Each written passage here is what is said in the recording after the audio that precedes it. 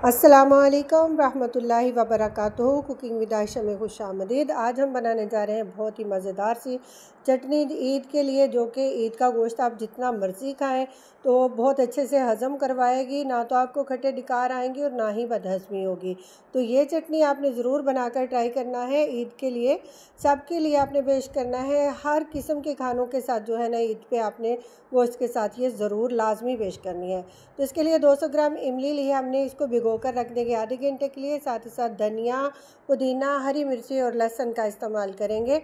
ये हमने रात को मंगवाया था तो फ्रिज में रख दिया, जिसकी वजह से ये थोड़ा पीला सा पड़ गया है। आपने फ़ौरन ही मंगवाना है, ताज़ा ताज़ा ही इस्तेमाल कर लेना है।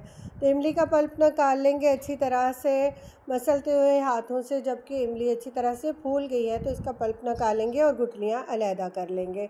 एक स्ट्रेनर की मदद से छान कर हम गुठलियाँ अलहदा करेंगे और इमली का पल्प जो है वो निकालेंगे। पुदीने के, धनिए के पत्ते अच्छी तरह से उतार लिए हैं, इनको अच्छे से वॉश करके रख लिया है।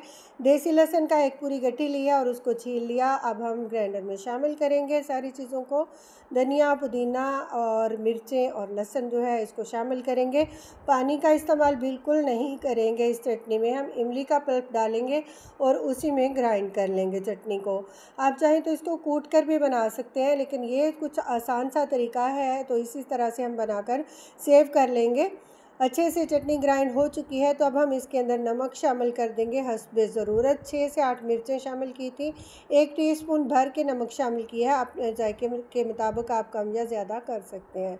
तो चटनी हमारी बनकर तैयार हो चुकी है। इसको हम एक बाउल में निकाल लेंगे और इसके अंदर शामिल कर देंगे 4 से 6 लीमू लेंगे और इसका ताज़ा रस निकाल कर लीमू का शामिल करेंगे, ताकि इमली की शेल्फ़ लाइफ जो है ये बढ़ सके। तो इमली की चटनी बनाकर आप भी ट्राई करें और हमें दुआओं में याद रखें। हम आपके लिए एक और नई रेसिपी लेकर हाज़िर होते हैं। तब तक के लिए अल्लाह हाफ़िज़।